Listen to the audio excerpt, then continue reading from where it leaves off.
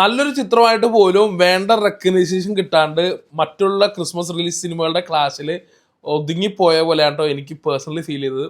അങ്ങനെ തിരക്കുകൾക്ക് മൂലം മിസ്സായ ഒരു മൂവിയാണ് ഹാല്. സംഭവം ഒരു കൊച്ചു ചിത്രം കണ്ട് മനസ്സ് നിറഞ്ഞ തിയേറ്ററിൽ നിന്ന് ഇറങ്ങിപ്പോരാ. കേരളത്തിലെ ഹൈ റെലവന്റ് കേസായ എന്നാൽ സ്റ്റിൽ കോൺട്രവേഴ്സികൾ നടക്കുന്ന ലവ് ജിഹാദിനെ ബേസ് ചെയ്താണ് മൂവി എടുത്തിരിക്കുന്നത്.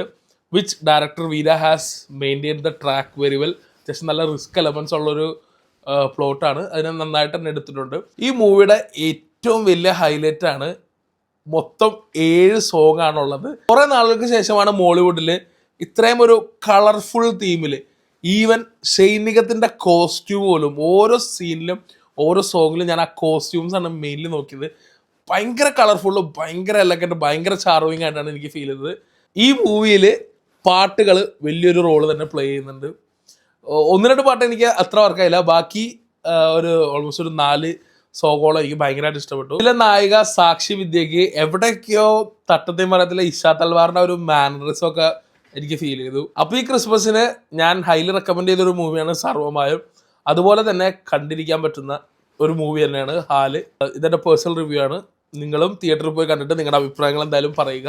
OTT വരുമ്പോൾ എന്തായാലും അത്യാവശ്യം എല്ലാവരും പൊക്കി പിടിച്ച് നടക്കാൻ പോകുന്ന ഒരു മൂവി കൂടെയാണ്. അപ്പോൾ എന്തായാലും നിങ്ങൾ കണ്ടിട്ട് അഭിപ്രായം പറയുക.